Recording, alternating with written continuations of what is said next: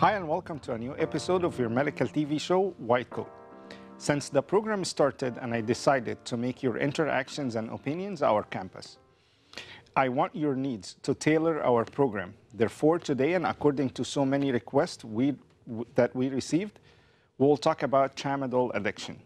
Tramadol now is the most abused drug around the world. Even the emergency room visits as a result of overdosing on Tramadol almost tripled. And a lot of cases have been reported of abusing Tramadol at the age of 9 and even the age of 10 years old. And it's my great pleasure and honor today to host one of the distinguished fellows in addiction medicine, one of the founders of addiction medicine in the United States of America, and one of the pioneers in that field, Dr. John Harsany. For interaction with the program, you can send in all your questions and concerns to our official Facebook page, White Coat Alkarma TV.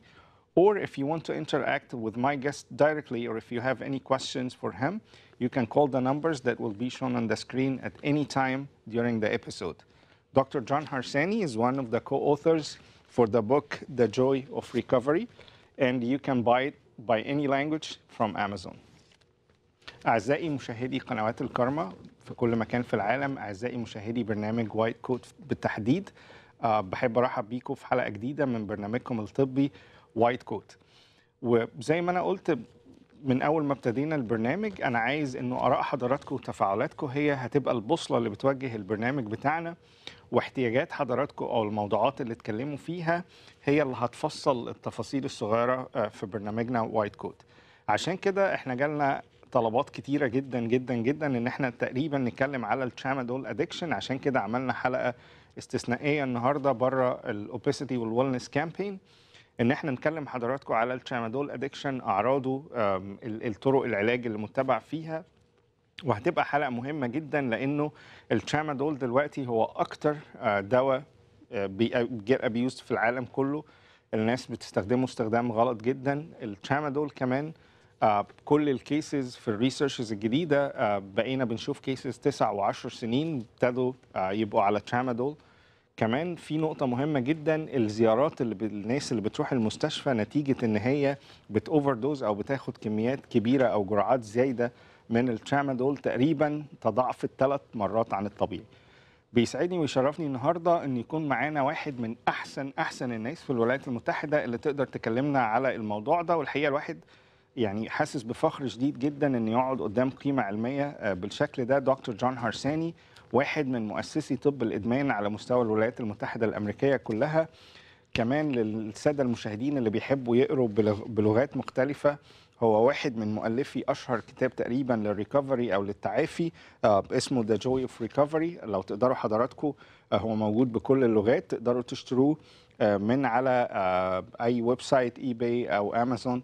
الكتاب اسمه The Joy of Recovery، كتاب رائع جدا ومهم جدا.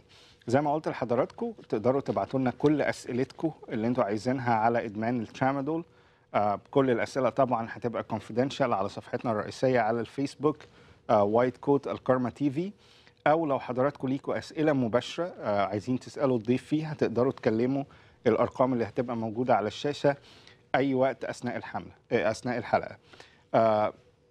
يعني مبسوط جدا ان احنا عملنا الحلقه دي بناء على طلبات كتير من حضراتكم، و very excited ان احنا نبتدي الحلقه دي النهارده. ويلا بينا نبتدي فقرات برنامجنا النهارده من وايت كوت.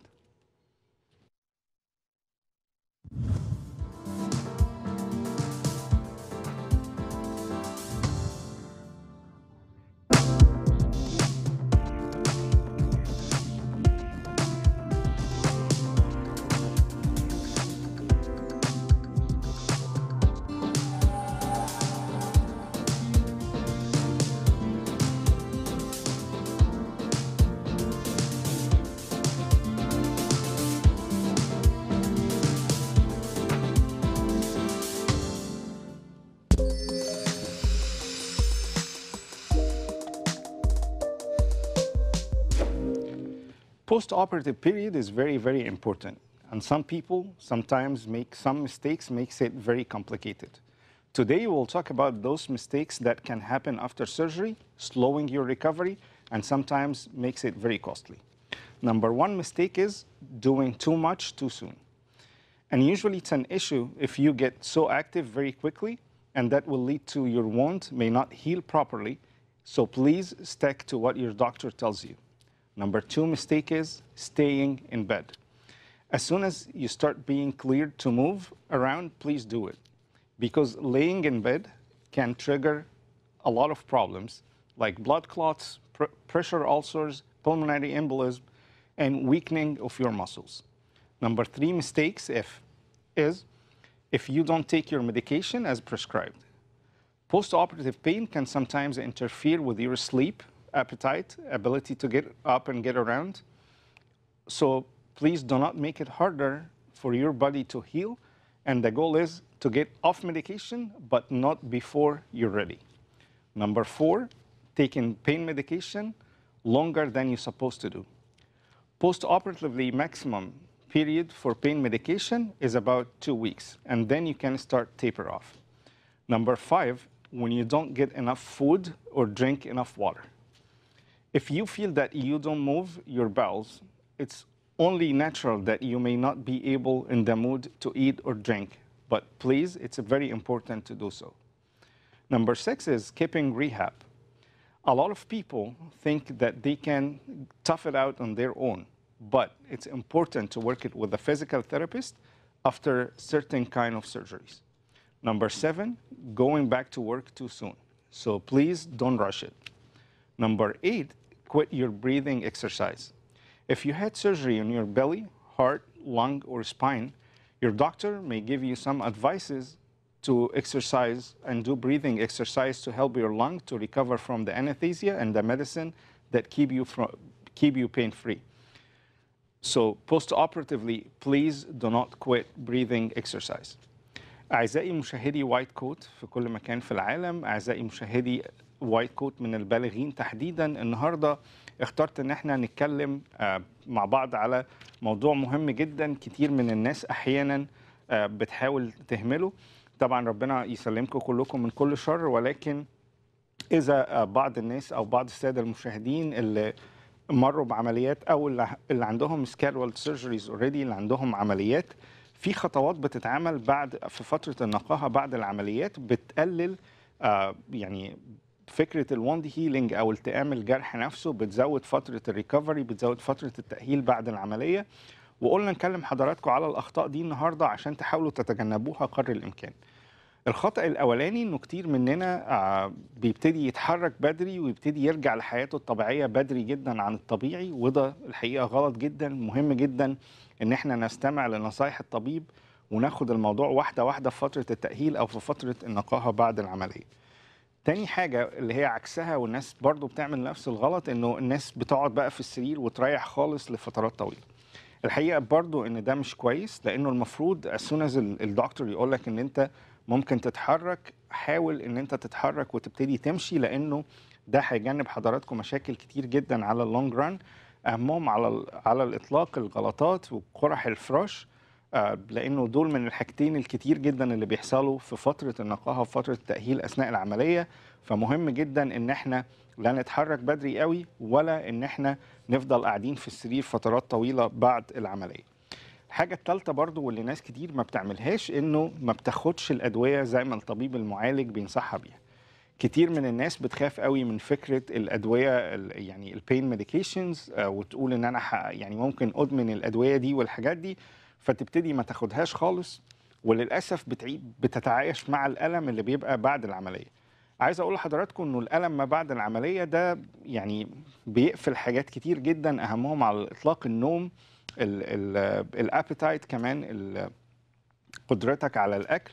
فكل ده مهم ان انت ما يبقاش عندك بين.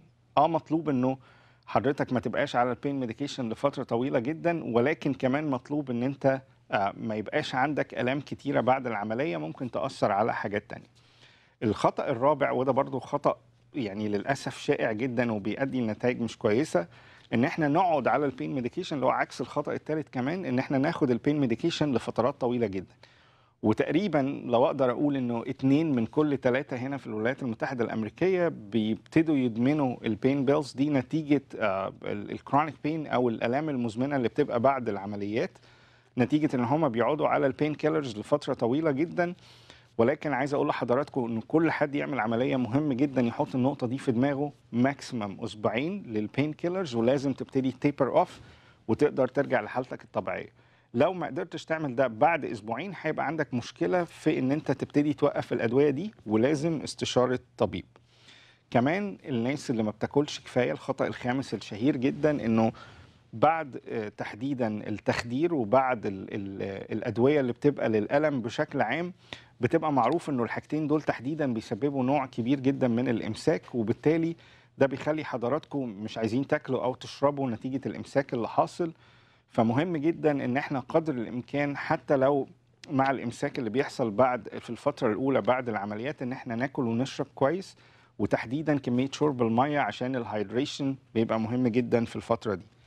كمان نقطة ستة كتير من الناس يعني بتعملها وبتبقى خطأ شائع جدا، فكرة التأهيل ما بعد العمليات، وخصوصا العمليات الخاصة بالعمود الفقري أو العظام أو الكلام ده كله، بيبقى فيه فترة تأهيل لازم نعملها مع فيزيكال ثيرابيست. كتير من الناس بتسكيب الفترة دي، فمن فضل حضراتكم دكتور إنه العلاج الطبيعي بيبقى مهم جدا بعد النوع ده من العمليات، فبلاش إن احنا نسكيب الجزء ده، ومهم جدا إن احنا نشوف دكتور علاج طبيعي للتأهيل بعد النوع ده من العمليات. الخطأ السابع خطأ شهير جدا واحيانا بيبقى ضغط الحياة، فكرة الرجوع للعمل بسرعة، فمهم جدا ان احنا ما نستعجلش ان احنا نرجع للعمل. الخطأ الثامن وده برضو خطأ بيبقى مشهور جدا، فكرة البريدنج اكسرسايز او تمرينات التنفس، برضو نتيجة الميديكيشنز او الادوية الخاصة بالألم، نتيجة التخدير بتبقى اللنج ما بترجعش او الرئتين ما بيرجعوش للكفاءة الطبيعية بتاعتهم. فالدكتور بالذات لو عملنا اي حاجة اي عمليات خاصة بمنطقة البطن او الرئتين او بمنطقة العمود الفقري، التنفس ما بيرجعش لطبيعته مرة واحدة، فالدكتور عادة بيدينا نصايح وتمرينات نعملها لطريقة التنفس لرجوع الرئتين لحالتهم الطبيعية. كتير من الناس بتكبر دماغها وما بتعملش النوع ده من الاكسرسايز او التمرينات، ودي بتبقى تمرينات سهلة بتعملها وانت قاعد في السرير مش محتاجة مجهود. كتير من الناس بتطنش التمرينات دي، وبالتالي التنفس ما بيرجعش لكفاءته على طول في فترة النقاهة بعد العملية. فمهم جدا انه الثمان اخطاء اللي اتكلمنا فيهم دول نتلافاهم تماما. لو تلافيناهم ان شاء الله هتبقى فترة النقاهة والتأهيل بعد اي عملية هتبقى فترة صحية.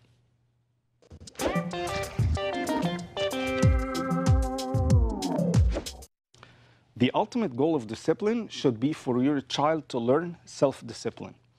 After all, what you want your child to make good choices when you're not around in the room. And today we'll talk about some tips to teach your kids self-discipline. Number one is provide structure. Create a similar schedule every single day and keep it very simple. And with practice, you should be learning to implement each step of their routine on their own. Number two, explain the reason behind each rule. When it comes to helping kids learning how to make healthy choices, you might need to let them understand the reason behind those choices. And instead of saying, for example, do your homework as soon as you get home from school, explain the underlying reason of the rule. You can say it differently. It's a good choice for you to do your homework first, and then you have a free time later on as a reward for getting your work done. Number three, implement appropriate consequences. Keep in mind that they need to learn how to make healthy decisions on their own by examining the potential consequences of their behavior. Number four, shape behavior one step at a time. Self-discipline is a long process that may take up to years to be refined. So please use age-appropriate discipline strategies to shape the behavior one step at a time. Number five, praise good behavior. Giving kids praise for making good choices increase the likelihood that they will repeat the same behavior again and again. Number six, which is very, very important, teach problem-solving skills. It's good sometimes to let our kids figure it out on their own with some simple problems. Number seven, which is the last one, model self-discipline. Kids learn best by watching adults and pick up their own habits. So please, if you want to teach your kids self-discipline, please model it. أعزائي مشاهدي وايت كوت من الآباء والأمهات، النهاردة اخترنا إن احنا نتكلم على موضوع مهم جدا خاص بأطفالنا أو خاص بأولادنا، وهو فكرة إزاي نعلم أولادنا النظام. كتير جدا من شكوى من الآباء والأمهات بتقول أنا ابني مهمل، مش منظم، حاجته دايما يعني في كل مكان، ما عندوش جدول ثابت. ففكرة هنا بنسميها السلف ديسيبلين، أو يمكن ترجمتها بالعربي شوية هتبقى صعبة، هتبقى باينة زي مصطلح الجيش اللي هو الانضباط الذاتي، اللي هو نعلم إزاي ولادنا إنه النظام يجي من جواهم ويبقى ستايل حياة بيعيشوه على طول. مهم جدا إن احنا نعلم ولادنا النظام، لأنه ده أساس النجاح، ويبقوا هم منظمين حتى لو احنا مش حواليهم. هي في 7 نقط نقدر نعملها مع أولادنا وتعلم أولادنا النظام بشكل كبير جدا. أولهم على الإطلاق إن احنا نحط structure أو نحط تركيبة، أو بالعربي نحط روتين.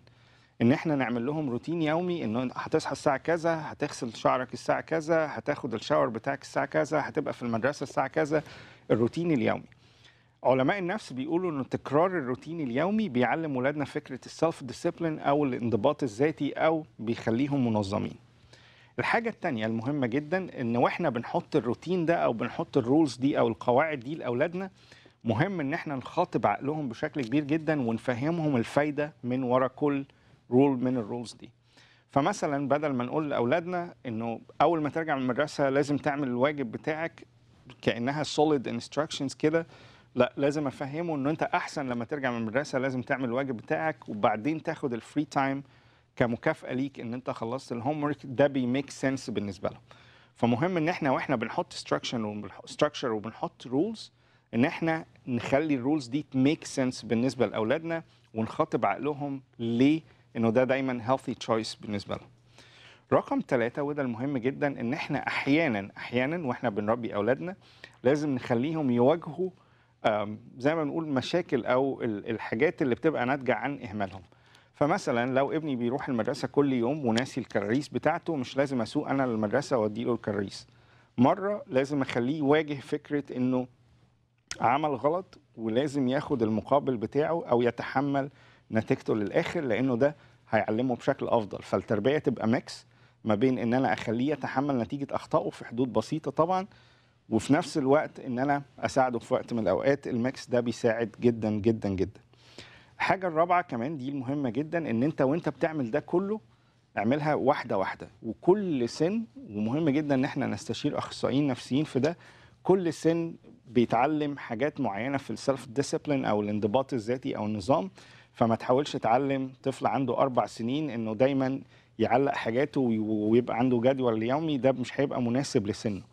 فلازم ناخدها واحدة واحدة، ولازم نعلم كل طفل في مرحلة المناسب لسنه فكرة الانضباط الذاتي أو النظام. النقطة الخامسة كمان اللي لازم نعملها كآباء وأمهات، إن احنا نمدح أولادنا على كل سلوك إيجابي، لأنه فكرة مدح السلوك الإيجابي دي بتخلي الأطفال يكرروه، وبتخليه كعادة ثابتة فيهم، وبتخليه كجزء من نظام حياتهم اللي احنا اتفقنا عايزين نحطهم فيه من الأول.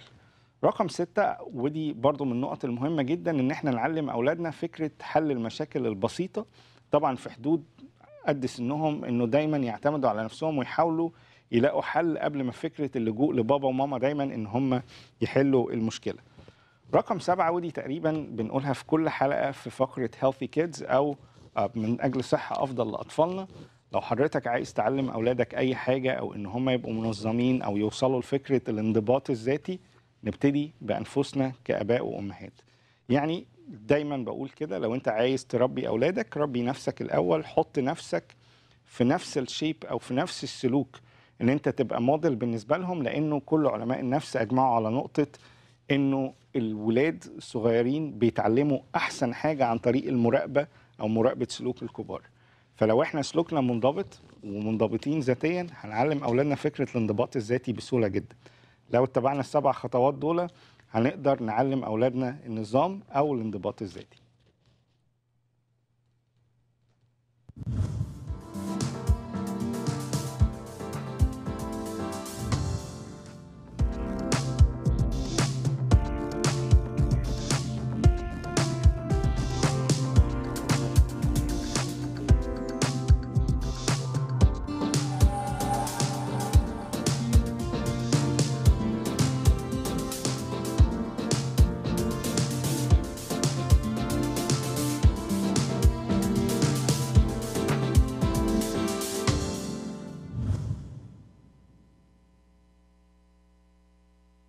Are you tired of being overweight? Do you suffer from diabetes? Do you suffer from hypertension? Do you suffer from obstructive sleep apnea? Do you suffer from hypercholesterolemia? Have you suffered from heart attacks in the past? Strokes in the past? Are you tired of being ostracized in public? Well, I have a solution for you. Robotic bariatric surgery. This can completely change your life. I'm Dr. Bobby Bascarow. I'm a robotic bariatric surgeon. I do robotic weight loss surgery, which can completely change your life. I offer 3 different types of surgeries that can completely change your life. The sleeve gastrectomy, the lap band, and the Roux-en-Y gastric bypass. One thing that's very unique about our program in that we have a dietitian, and you will get counseled on what to eat, what not to eat, and how to optimize the utilization of your tool for good weight loss.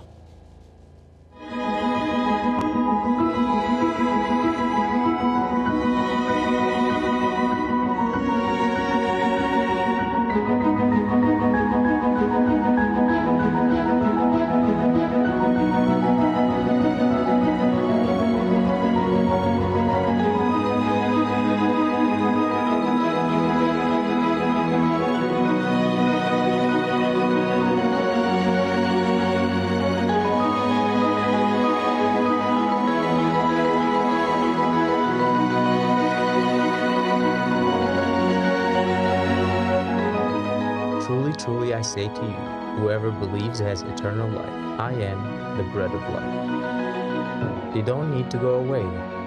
You give them something to eat.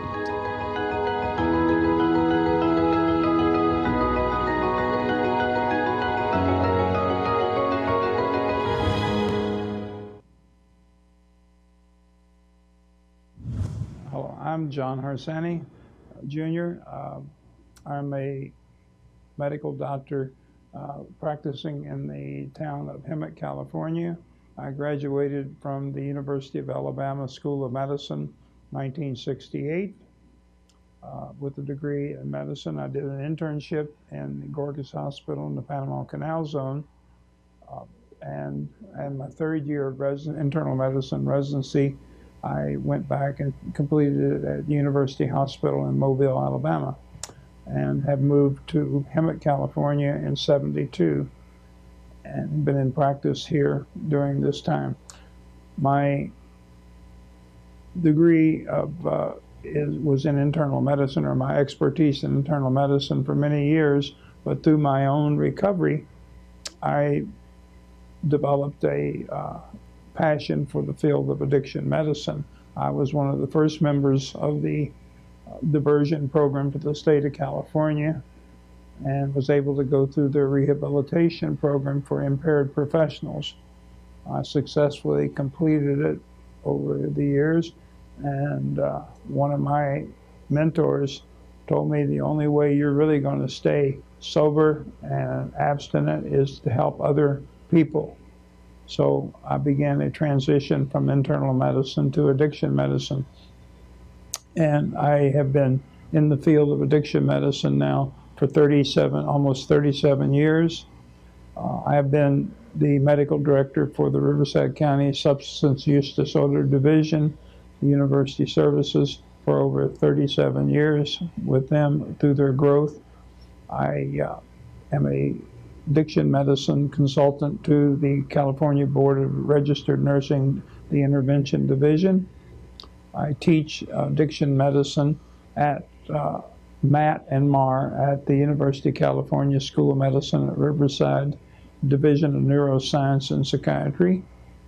This is our 3rd year of a formal medical school branching out. I'm a palliative medicine specialist also with pain and end-of-life comfort care for individuals. I'm medical director of at least 5 skilled nursing facilities, and I serve as a chairman and co-chair and member of many physician well-being committees at local hospitals, as well as the California Society of Addiction Medicine and the Riverside County Medical Association's Well-Being Committee for Professionals. My degrees now, I did have a medical degree, but I started out, as I said, in addiction medicine through a passion for helping others and enlarging my knowledge or expanding it for the addictive disorders. And I'm actually, as I tell some of my audiences, I started out with Dr. Quintet and a few other physicians in the area when they referred to us as the dope doctors, because we took care of impaired individuals who had a disease. We weren't really saying then it's a brain disease, but we actually formed AMSOD was our first organization in 1986 and 88, which was a predecessor to the American Society of Addiction Medicine.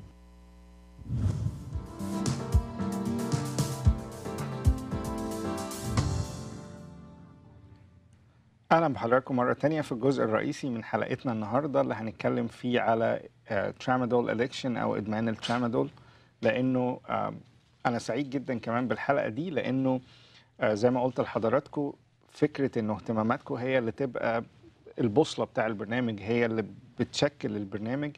جالنا يعني عايز أقول لحضراتكم طلبات كتير جدا جدا جدا إن إحنا نعمل الحلقة دي عن إدمان الترامادول، لأنه فعلا بقت من الحاجات الملحة جدا، من المشاكل الكبيرة جدا اللي موجودة على مستوى العالم وفي الشرق الأوسط ومصر بالتحديد.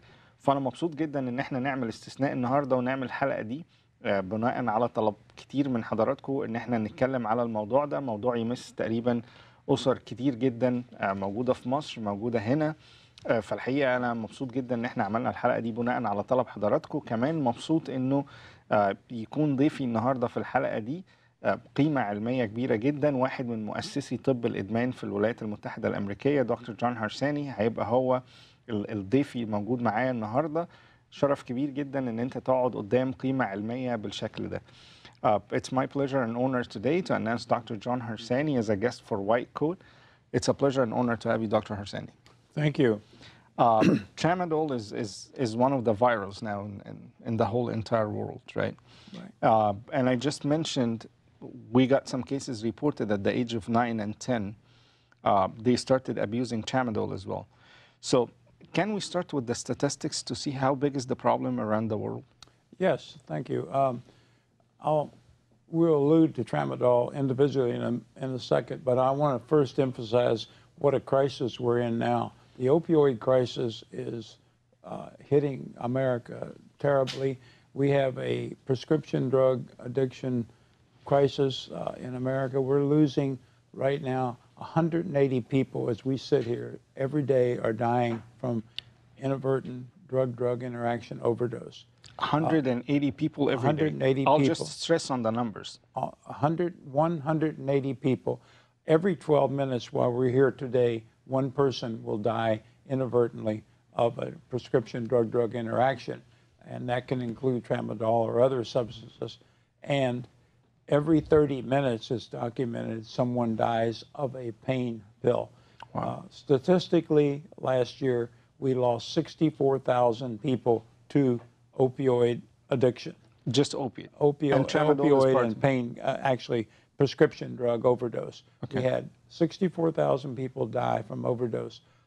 And to really bring that into proper proportion for our audience, we need to look at, America was involved in the Vietnam War for 9 years. We lost a total of Americans, 59,000 in that 9 years. We had such an uproar of demonstrations against the war individually, and there was a huge, huge outcry.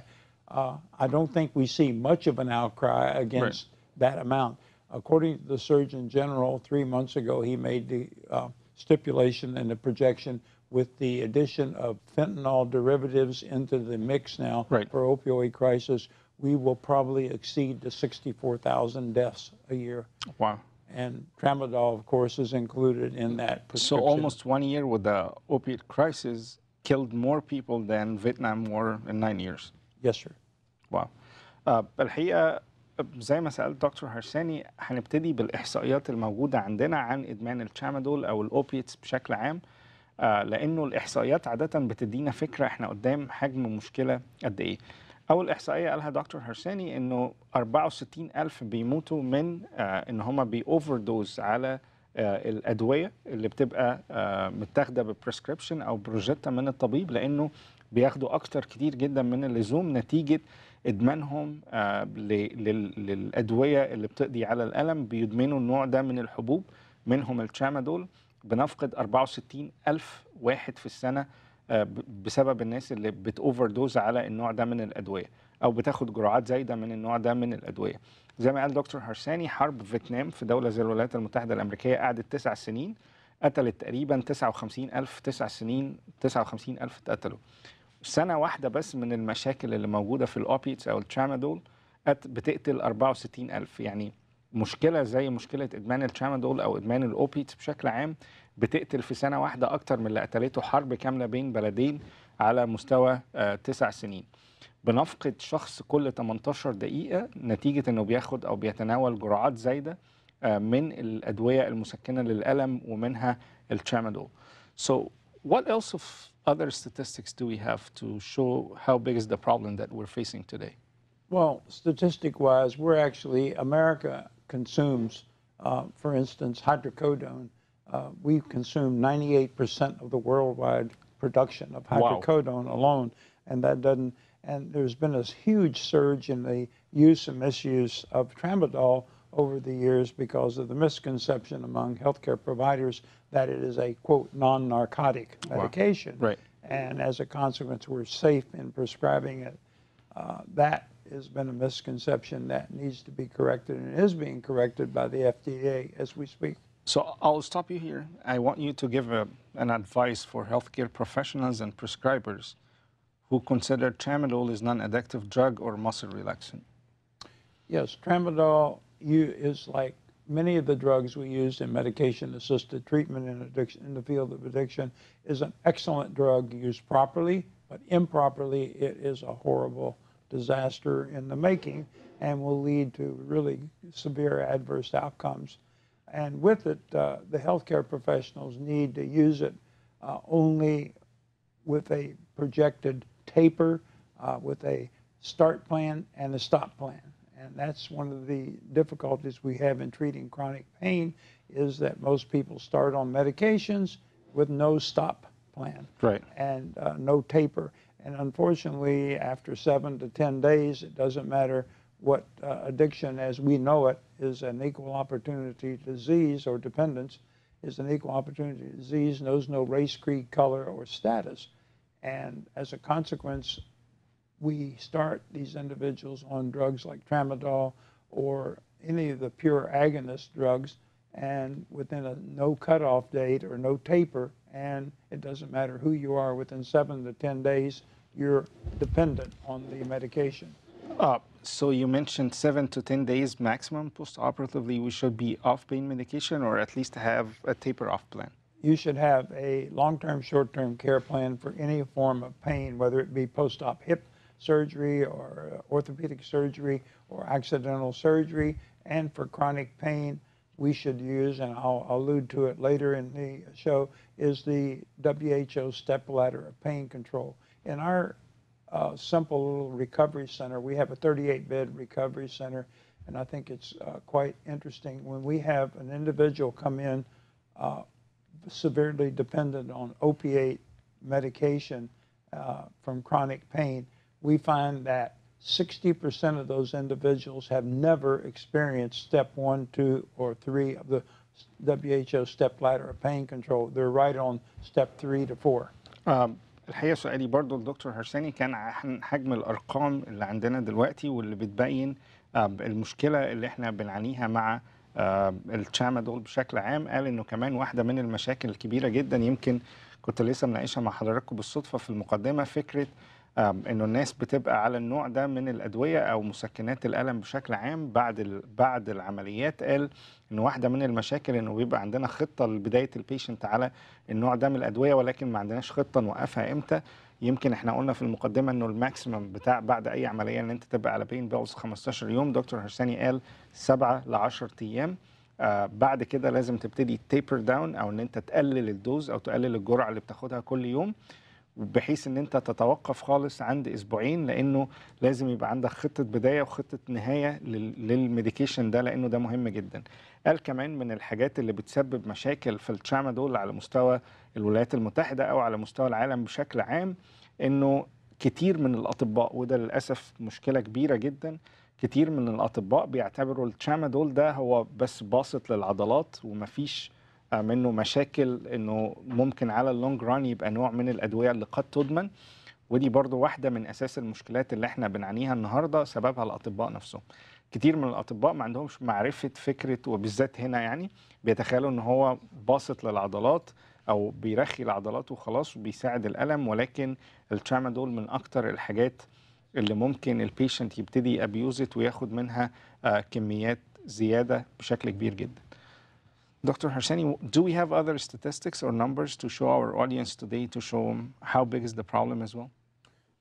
Yes, we have a escalating consumption of opioid or pain medication. It's actually escalating just with tramadol alone. It's escalated over 600% in the last 5 years. Wow. Because of the concept that it's a non-narcotic and it is a painkiller. But improperly, we have seen it reach out, and it's like the tentacles of an octopus, excuse me. Right.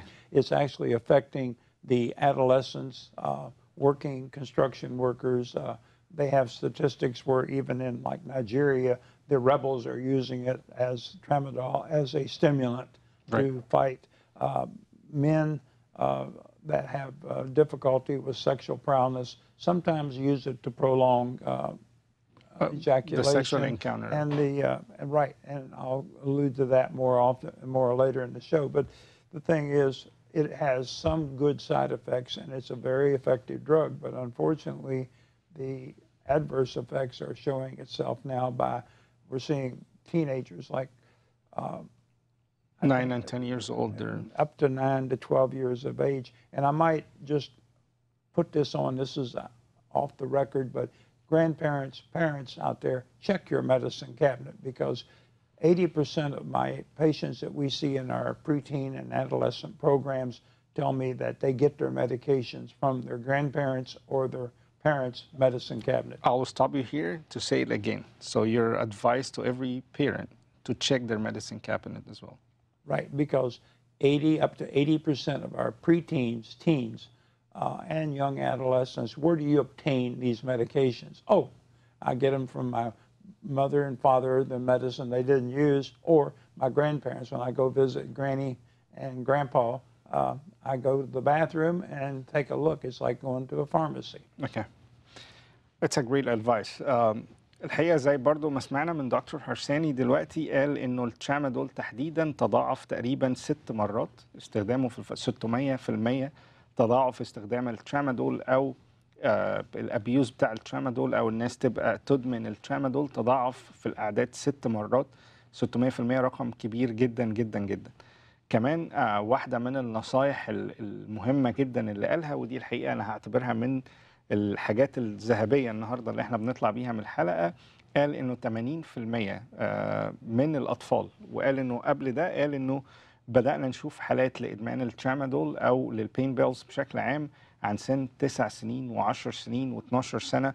وقال إنه بشكل عام الفئة العمرية دي 80% طبقا للإحصائيات، 80% من الفئة العمرية اللي بتدمن الترامادول بيدمنوها نتيجة الميديسين كابينت أو دولاب الأدوية أو اللي بنسميها الأجزخانة اللي موجودة في البيت، إن الأب والأم بياخدوا النوعيات دي من الأدوية لأي سبب من أسباب الألم أو الآلام المزمنة، والأطفال بتبتدي تاخد ده من الميديسين كابينت أو من الأجزخانة وتبتدي تجربه، فبتحب الشعور اللي بيعملوا تدمن عليه. 80% من أطفالنا اللي بيدمنوا الترامادول نتيجة غلطة إنه الأب والأم بيسيبوا الأدوية دي كده من غير استخدام. فنصيحته النهاردة لكل أب وكل أم، دايما بص على الأجزخانة الصغيرة اللي موجودة في البيت أو الميديكيشن كابينت. لو حضرتك كأب وكأم أو كتيتا جدو بياخدوا النوع ده من الأدوية، دايما تتأكد إنه العدد مظبوط، ويا ريت لو تقفلها خالص ما يبقاش في حد له أكسس للموضوع ده، لأنه ده مهم جدا.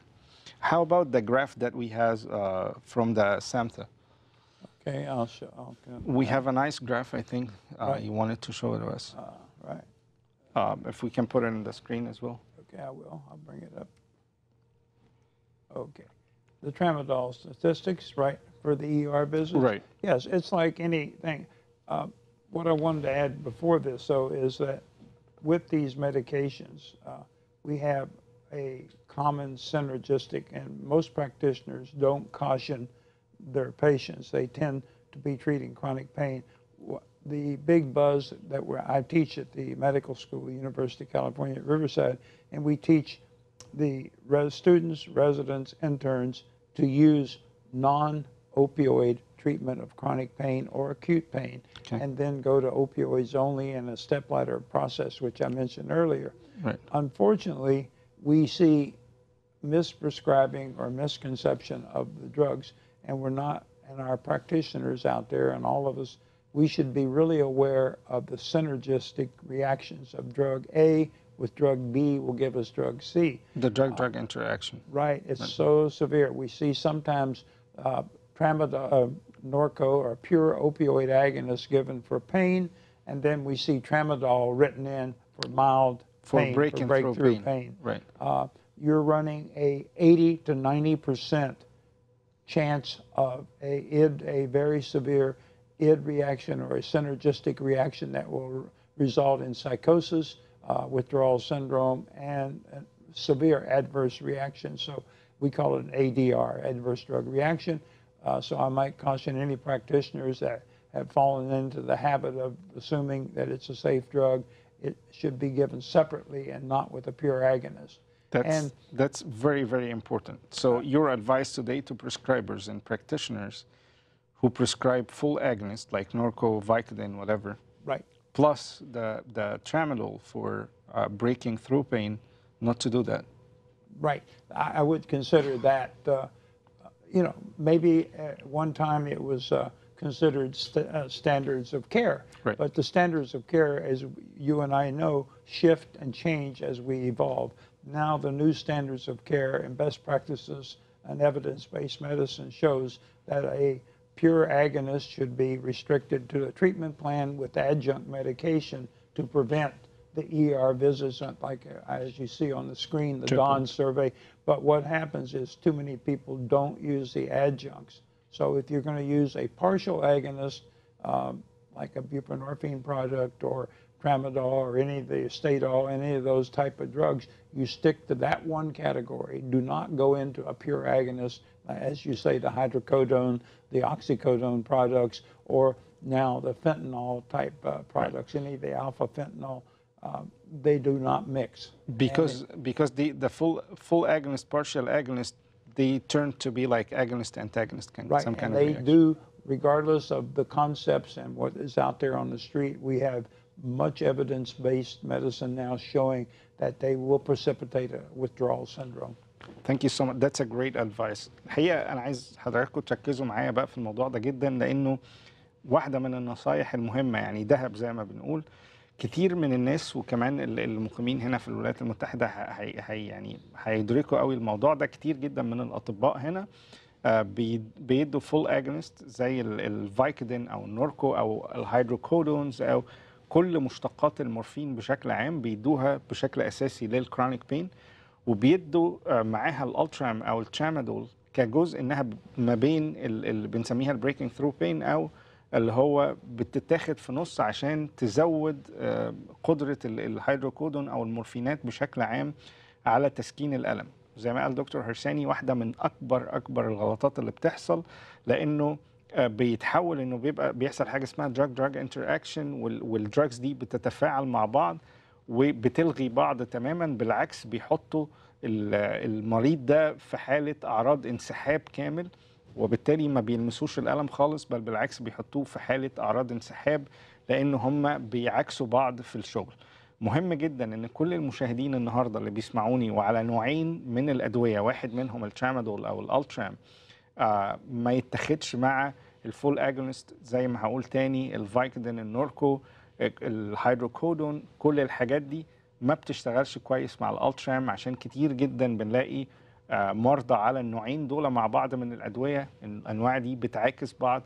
الناس بتفكر ان هم بيدوا سينرجيزم او بيزودوا الاكشن وبيزودوا تسكين البين، ولكن الانواع دي من الادويه بتعاكس بعض فما تتاخدش مع بعض.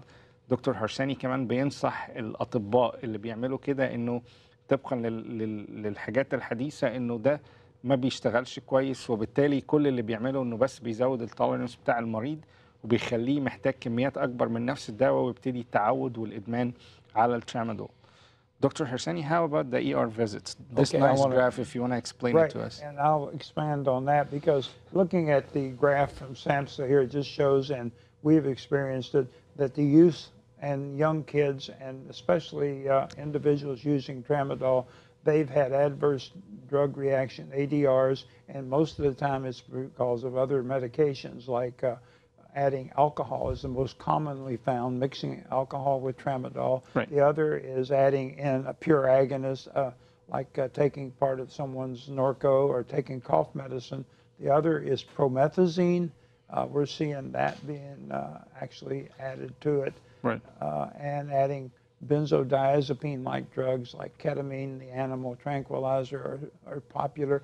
With that, this sets off a cascade because tramadol, when it's metabolized in our body, has a multiple metabolic pathways. The pharmacokinetics are quite complicated, probably too much for this show, but they are multiple pathways for degrading tramadol. And as a consequence, some of these other medications added in do create a synergistic altered state of consciousness and cause these individuals to go to the ER. That's why the visits to the ER almost tripled in like 6 years. I'm taking a safe drug. I've been told that by several patients who have been in the ER. Hey, my friend takes this and nothing happens. Well, right. I took 2 beers with it.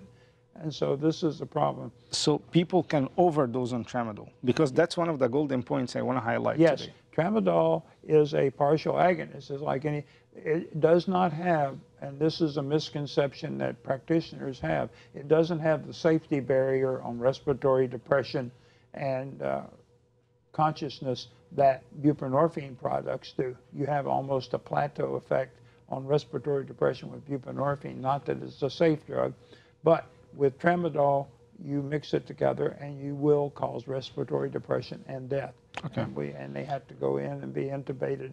And the sad part is that our audience needs to know that Narcan will not do a 100% job on bringing someone back from an overdose with tramadol. Because it's partial agonist. Right. So Narcan is not going to help. It'll help temporarily, only a little, but it's not the answer like it is to a pure agonist. Okay. So that's perfect. That's very important too. الحقيقة برضو من الحاجات المهمة جدا اللي عايزين نصلحها النهاردة، ناس كتير بتقول ان الترامادول يا عم ده اضعف بكتير قوي من المورفين، اضعف بكتير من الحاجات اللي انا ذكرتها زي الفايكودين النوركوز والحاجات دي، وبالتالي صعب جدا ان انت تتعاطى جرعات زيادة او تأوفر دوز زي ما بنقول. دكتور هرساني قال الكلام ده مش مظبوط، كتير من الناس بيأوفر دوز. لو جبنا الجراف تاني تقريبا سنة 2005 لحد سنة 2011 لو شفنا كمية الناس اللي اوفر دوز اون ترامادول almost وصلت من 8000 ل 27000. يعني احنا بنتكلم زي ما قلنا في المقدمة 3 أضعاف الناس بتتعاطى جرعات زيادة من الترامادول وبتروح للإمرجنسي روم أو الحجرات الطوارئ في مصر نتيجة ان هي بتتعاطى جرعات زيادة من الترامادول. دكتور هرساني قال نقطة مهمة كمان، قال ان احنا بنستخدم حاجة اسمها الناركان عشان نرجع البيشنتس لو دخلوا في respiratory depression او ان التنفس بتاعهم ابتدى يتوقف، بنستخدم حاجة اسمها الناركان. الناركان مش هيشتغل كويس قوي زي ما بيشتغل مع الانواع التانية من الاوبيتس، فيعني ربنا يحمي انه ناخد بالنا من فكرة الاوفر دوز مع الترامادول، لانه ده مهم جدا. زي ما قلنا الزيارات على الجراف قدامكم تضاعفت 3 مرات. Dr. Harsany, the tramadol forms that we have in the market that people might abuse, can you walk us through like the forms of tramadol? Yes, and may I say one thing premature that I left out on the statistics on the opioid crisis? I need to really tell you and tell the audience. You know, we have a opioid crisis, and you see the newspapers blaming it on big pharma and the doctors. Well, it's a joint, I think it's a 3-way process that we have an opioid crisis, whether it be with tramadol or pure agonists or any of the narcotic-like medications, is that we had several things happen. Big Pharma, we had the medical segment got indoctrinated into the fifth vital sign and pseudo-addiction. We heard the term pseudo-addiction in medical schools and we were teaching it, and this was all a poor concept of pain. And then you had Big Pharma out there producing, saying these medications used properly would not cause addiction. And then you have the general public who is partly responsible. They can't get by saying, well, my doctor gave it to me. They had to take responsibility too. But as a consequence, and I wanted to, this is one statistic that we saw at the ASAM conference, was 1990 physicians in America wrote 40 million scripts for narcotics. Wow. Then along comes, between 1990 and 2015, that's a 25-year period. Okay, in that period of time, along comes the fifth vital sign, pseudo-addiction, Big Pharma pushing it, people saying pain is what it is and I'm entitled to relief. In 2015, we wrote, now think of this, 1990, 40 million scripts for narcotics. In 2015, 167 million. Wow. And we had only a 13% increase in population. Right. So we need to extrapolate that out. That is a significant... so one of your advices today to primary care physicians, take it easy on patients. Use the ladder for pain assessment. Use the WHO step ladder of pain control. The newer treatment, and I'll come to We'll this, go through it. Okay, is that it is going to be the standards of care. It's going to be the golden standard of care with anybody when you get audited for proper pain control or proper analgesia use. You need to document in your progress notes and your chart that you are using the WHO step ladder of pain control. Perfect. So what are the forms of tramadol in the market that we can use? Okay, we've got tramadol. You have it in an injectable form, which is sometimes being brought in now from Mexico and used a lot on the streets, which I was shocked to find out a month ago that we have a lot of that. And then you have your short-acting 50 milligram tabs, 100 milligrams, and the long-acting form continued release. They're all in the abuse potential, but like any other drug, tramadol used properly is a miracle drug in the treatment of chronic pain, mild pain, and post-op pain, but used wrong, it is a disaster. So my advice would be to really use that as about step 2 on the WHO step ladder of pain control, whereas behavior modification and other adjunct medications. We'll get to that ladder like very soon. Right. الحقيقة كمان حبينا نوري حضراتكم دكتور هرساني قال نقطة مهمة جدا، إن جزء من المشكلة بيبقى في الأطباء. قال إنه الأطباء تقريبا من 4-5 سنين كتبوا تقريبا بحاجة و50 مليون بريسكريبشن لناركوتيك. بعدها ب4 سنين 2015 176 مليون بريسكريبشن للناركوتيك. فكمان نصيحته للأطباء مش كل حد نقدر نديله بين، في كرايتيريا لازم ندي على حسب الكرايتيريا او على حسب يعني الخصائص اللي موجوده لكل بيشنت هنديله النوع ده من الميديكيشن. عايز اقول لحضراتكم كمان، اوري حضراتكم انواع الترامادول اللي موجوده في السوق. فيهم رقم 1 الشورت اكتنج او المفعول قصير المفعول، ده بيبقى 50 مللي جرام، هنوريه لحضراتكم في الصور دلوقتي. في كمان طويل المفعول بيبقى لحد 200 مللي جرام، وده كتير من الناس يعني بتبتدي تدمنه بشكل كبير جدا. والأسوأ من ده انه وبالذات في دول العالم الثالث والشرق الاوسط انه في دلوقتي الحقن بتاع الترامادول بتبقى موجوده ب 50 مللي جرام، والناس مثلا بتحقن 7-8 من دول مع بعض في دوز واحده، او تتعاطى الاقراص يعني 7-8. في ناس شفنا هنا لحد 30-40 قرص في مره واحده.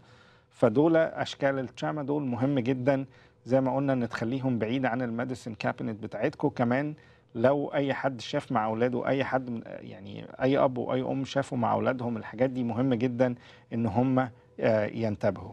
هناخد فاصل، هناخد بريك ونرجع مع حضراتكم، وهنتكلم على بقيه الاعراض بتاع ادمان الترامادول، مين اللي بيدمنوا الترامادول وطرق العلاج. ناخد فاصل ونرجع مع حضراتكم.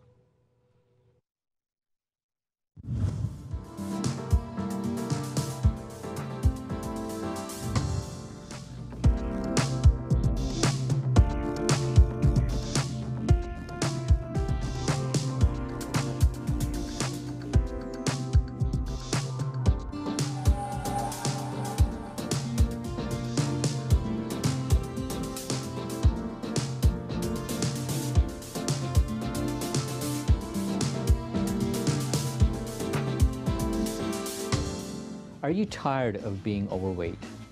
Do you suffer from diabetes? Do you suffer from hypertension? Do you suffer from obstructive sleep apnea? Do you suffer from hypercholesterolemia? Have you suffered from heart attacks in the past? Strokes in the past? Are you tired of being ostracized in public? Well, I have a solution for you. Robotic bariatric surgery. This can completely change your life. I'm Dr. Bobby Baskerau. I'm a robotic bariatric surgeon. I do robotic weight loss surgery, which can completely change your life. I offer 3 different types of surgeries that can completely change your life. The sleeve gastrectomy, the lap band, and the Roux-en-Y gastric bypass. One thing that's very unique about our program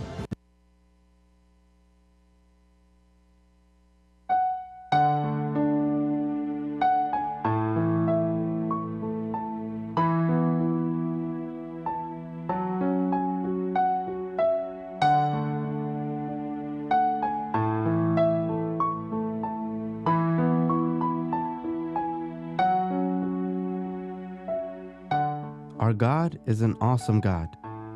He has given us so much. Family, friends, a roof over our heads, food on the table, and His greatest gift ever, His only begotten Son, crucified for our salvation. Isn't it time to give back?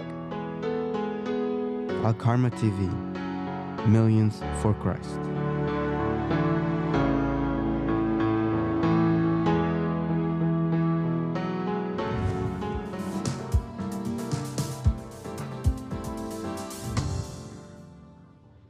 أهلا بحضراتكم مرة تانية في الجزء الأخير من برنامجنا النهاردة وايت كوت عن إدمان الترامادول. والحقيقة خدنا كمية معلومات كبيرة جدا، شفنا حجم الإحصائيات، عرفنا حجم المشكلة، شفنا الأشكال اللي بيجي فيها الترامادول. هنتكلم دلوقتي مين الناس الأكثر عرضة إن هم بيسيئوا استخدام الترامادول أو يدمنوا الترامادول بشكل عام. كمان هنشوف ليه وإزاي بيدمنوه. So Dr. Harsany, we got an idea about how big is the problem through the statistics, and we saw the forms of tramadol. So why people get hooked up on tramadol? Well, I think tramadol, the concept is it's not a narcotic, and I'll take it and I can get away with it, and it won't make me, quote, crazy like the other drugs. And you see that in students, you see that in construction workers, people with chronic pain, and they start mixing them because tramadol, as you said earlier, and we said, is available in various forms, a liquid. And we see patients that are using it, abusing it by the way of smoking it, snorting it, shooting it, and then, of course, swallowing it. And as a consequence, they feel that they will, and the street knowledge is out there that on the routine, and this is for our audience, the routine drug screen we use in rapid RUDS, it does not show up. Okay. And people seem to know that. So for anybody that so you for have employment and all that stuff. Employment, HR people, that you see someone that actually has cerebral or central acting signs of being under the influence, you should ask to have a chromatographic study done of the urine or the blood sample to prove tramadol is there, because it will in high doses. Normally low doses you won't see that type of reaction, but when you start to see aberrant CNS concerns, then you should really be concerned about toxic. So the first point is the misconception that's not a hardcore opiate and I can get away with it. Correct. Why, like, what other reasons people get hooked up on tramadol? Well, chronic pain. In other words, I don't want a narcotic, so they begin to take it in small amounts. And then they do not take the adjunct drugs like NSAIDs, non-narcotic stimulants. We teach the students nowadays that, if I use my hands, that opiates of all types, whether they be partial or full agonists, work between the ears. When you have pain in your back, NSAIDs like Motrin or any of those non-steroidal anti-inflammatory drugs work at the point of pain. We call it POP, the Right. pop approach Point to of pain. pain, point of pain. Unfortunately, people get bored with that. They get a long-acting form of something like Tramadol. They take it. They get a dopamine type of release. They feel good. The and reward w- system works, so they like and it. it deludes them into feeling that they're okay, and then they need more and more. And with Tramadol, we see it when people take beginning high doses, it escalates over a period up to 6 weeks. You can be up to 800 to 1,000 milligrams a day. Why the still people hooked up on Tramadol, if we have any other reasons? People, the word is out there on the street. It does through its, I said earlier to you that it had a diverse pharmacokinetic metabolic pathway. In that, some of the esoteric and stereotypes of the degraded forms of Tramadol link up and cause a surge in, or actually a retardation in premature ejaculation. And so people that have erectile dysfunction with premature ejaculation, they have found that the drug does give them relief. And Fantasy to last longer. And it actually has been found that patients taking it in moderate to high doses can have a prolonged sexual encounter, erection, and last. And actually, it's a extended Viagra, maybe. Right. And then we see so many people in construction jobs wanting to take it because I can take it, and if I mess up and they do a drug screen, I won't get fired. Right. Soccer players too sometimes abuse it, right. like all kinds of Soccer sports. players, sports people, we see it. And actually overseas, when I just came back last month from Italy, Tramadol and the version of Tramadol there is used Huge. very much in all the sports. Right. But it's used, according to them, in a proper way.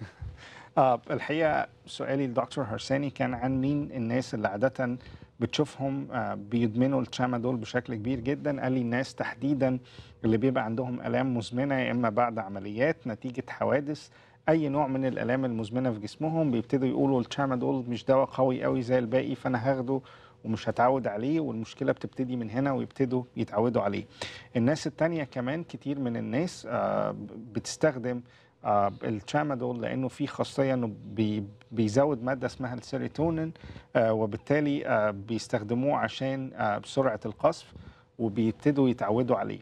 جزء من الثقافة العامة فكرة الفانتزي بتاعت أنه السكشوال انكاونتر تقعد فترة أطول بكتير جدا، فجزء من الثقافة العامة وخاصة في الشرق الأوسط انه بيستخدموا ياخدوا الترامادول بشكل كبير جدا عشان العلاقة الجنسية تقعد فترة أطول بكتير.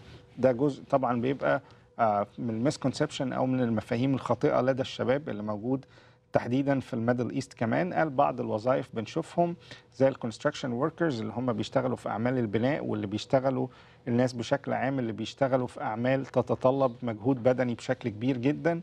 كمان الناس اللي في السبورتس اللي هم في الرياضة اللي بيلعبوا مختلف الرياضات كتير منهم بياخدوا أو بيدمنوا الترامادول نتيجة إن هم بيحبوا يقعدوا فترات أطول في الملعب بدون ألم، أو إنه ده بيعمل لهم زي ستيميوليشن إنه بيحفزهم، لأن أنت طبعا طول ما أنت مش شاعر بالألم أو بالتعب بتقعد فترة أطول في الملعب وبتبقى الإنرجي بتاعتك طبعا أفضل.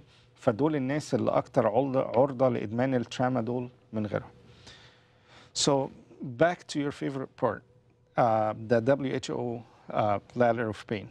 So teach us how to prescribe Tramadol according to the WHO analgesic ladder. Okay. The newer standards of care coming out for all clinicians, and we're going to probably see it with the AMA is now proposing that we now, as clinicians, we need to do a better job of intake, assessment, and then dispensing of a medication. And then the fourth step that most clinicians fail to do properly and assiduously is follow-up. They're recommending that any medication given on a chronic basis should be reevaluated in 21 days. Now, you take a person that comes in with a back pain or a back strain would be better. And starting on our, I'll put it up here now. Yeah, the slide will be up. Okay.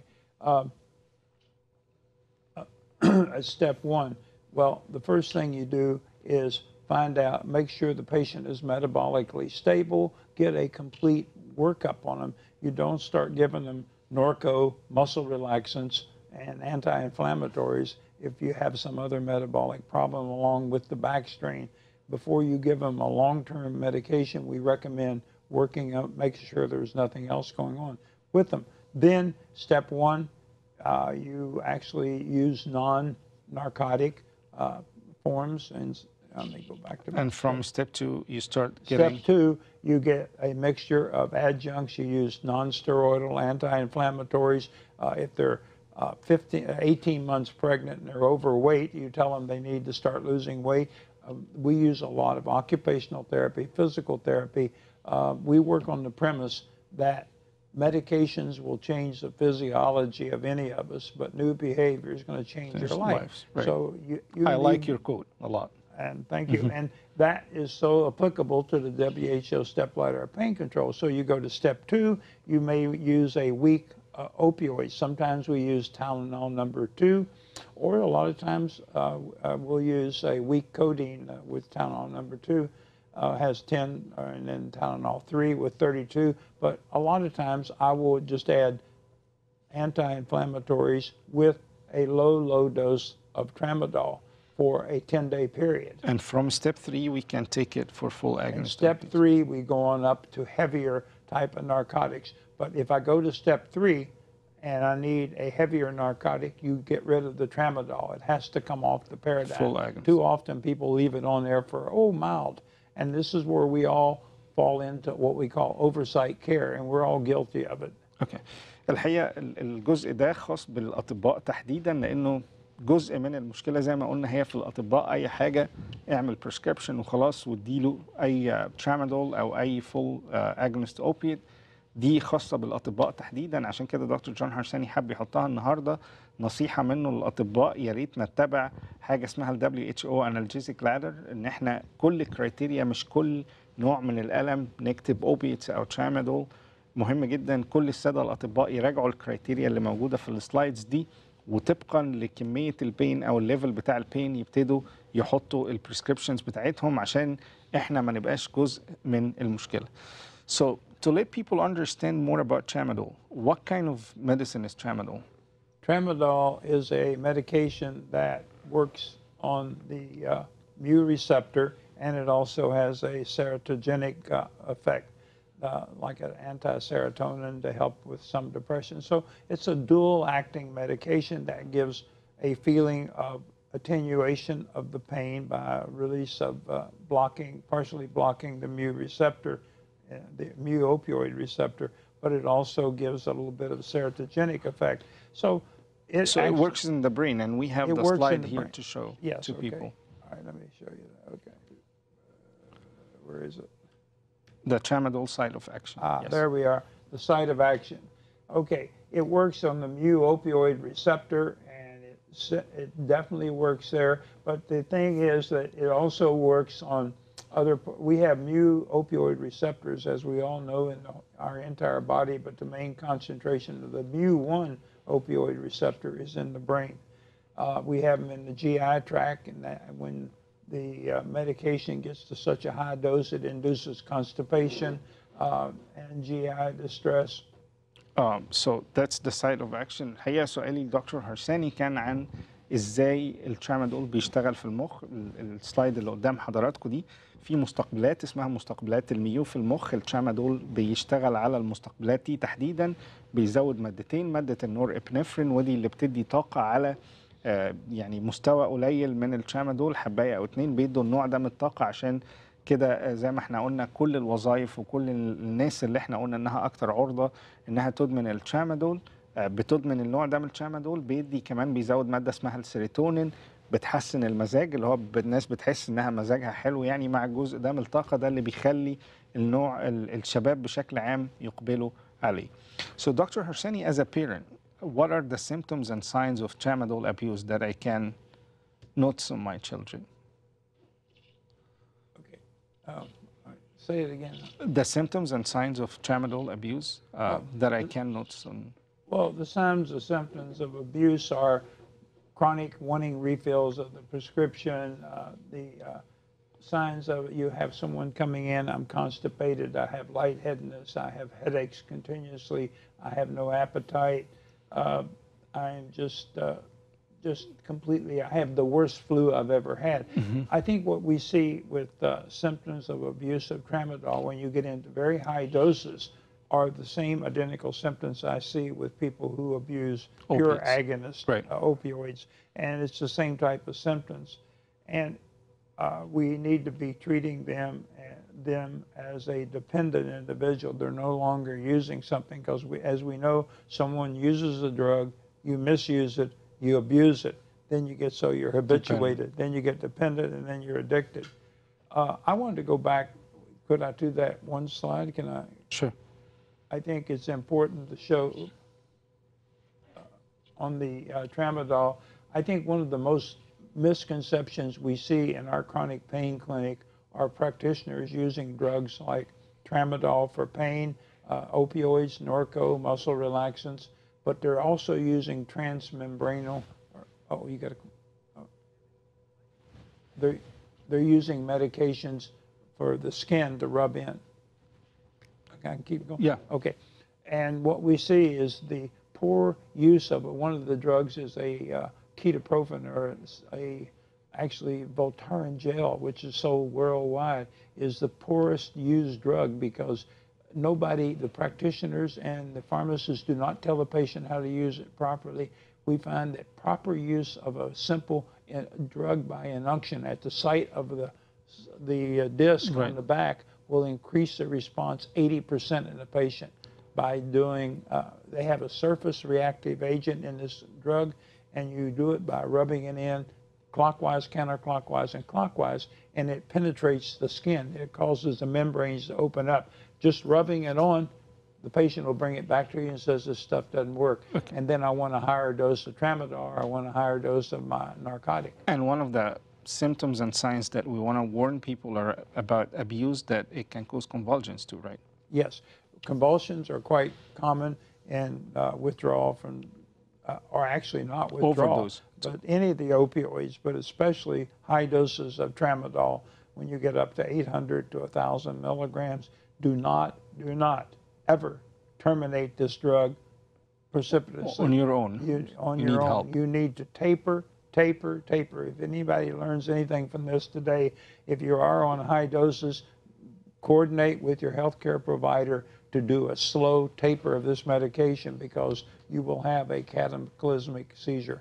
Okay, we'll get to the withdrawal. Let me just translate. الحقيقة أنا سؤالي لدكتور هرساني كان عن إيه هي الأعراض اللي نقدر نلاحظها على أي مدمن ترامادول. قال إنه دايما هيبقى حاسس بغمام نفس، في ترجيع، إمساك شديد جدا، دايما كمان هيبقى حاسس بصداع، طبعا بيفقدوا شهيتهم تماما، بتحس دايما إن مزاجهم حلو على طول اللي هو اليفوريا.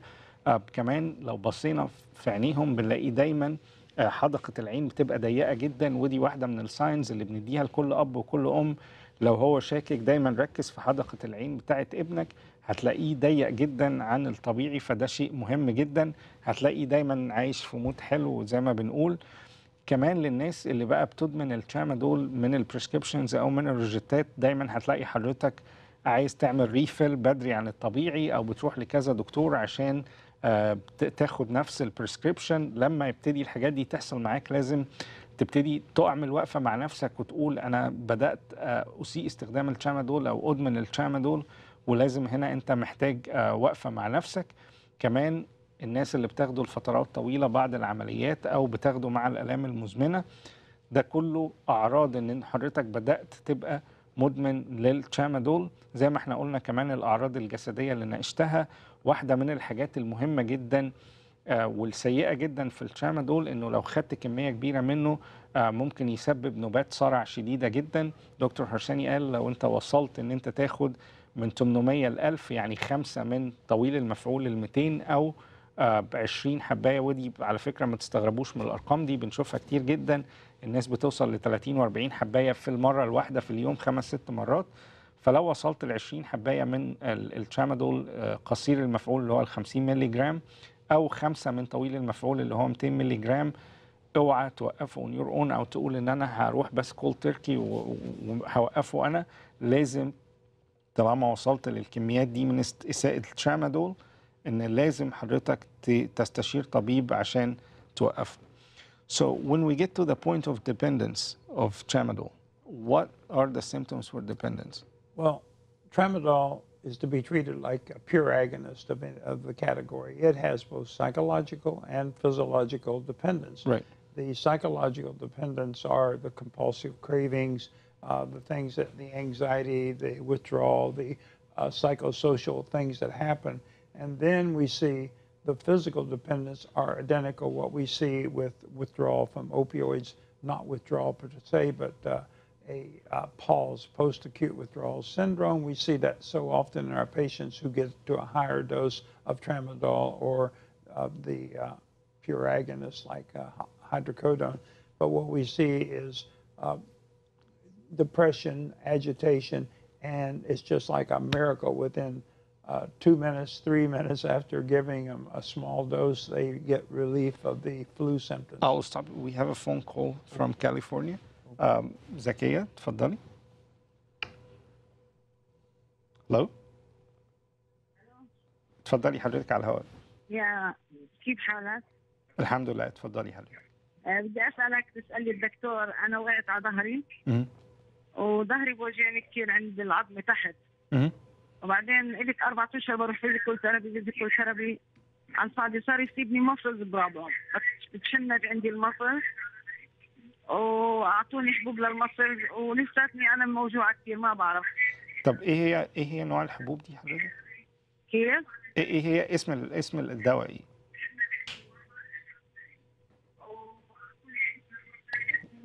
اسم الدواء اللي هم ادوه لحضرتك ايه؟ المفرز بتشوفوا اجيب العلبه؟ ممكن حضرتك تقول لنا اسم الدواء ايه؟ بس انا اجيب العلبه. بس مثلا ريلاكسي. اوكي. او لو حضرتك تعاودي الاتصال بينا تدينا اسم الدواء هنناقشه مع حضرتك. So back to the dependence and the withdrawal symptoms. What are the withdrawal symptoms from The withdrawal symptoms are from the fact that the receptors... It's like opiates, right? It's just like opiates. It's the same thing.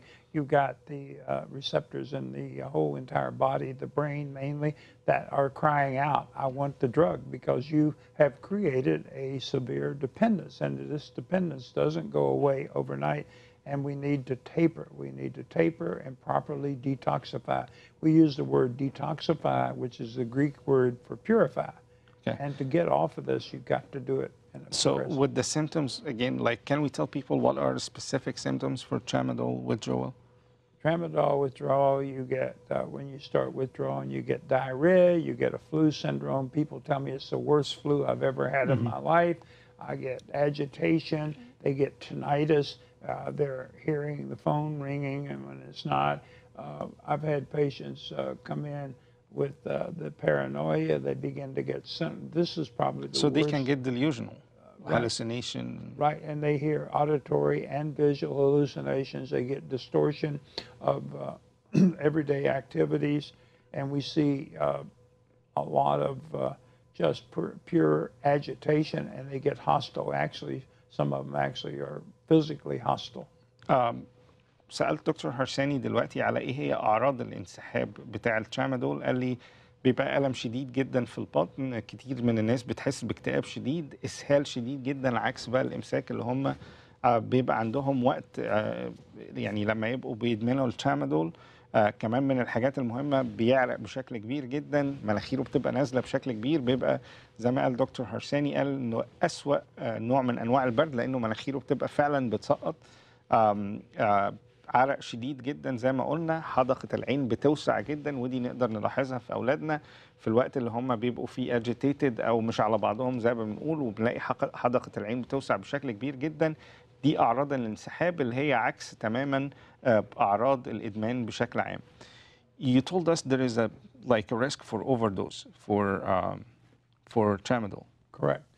And we see it when people begin to experience what you just went over, the signs and symptoms of withdrawal, low grade, they begin to have this, so they have to take more of the medication because the tachyphylaxis, or the tolerance is the word we use, in the misuse of tramadol it requires more and more to get the same same effects that you got originally. So as a consequence, when you're getting the euphoric effects from it or the feeling good, you're actually depressing the respiratory center and the nervous system. And 800 to 1,000 milligram, you never stop on your own. Don't go Never cold stop turkey. on your own. And once you go above 200, we tell people you never, even that dose, you need to have a healthcare professional help you do a constructive long-term taper.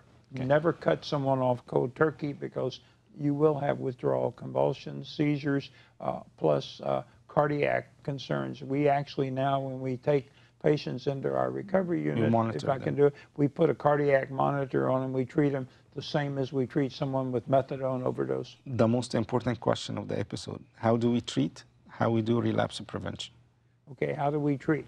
You treat someone with severe tramadol abuse and dependence.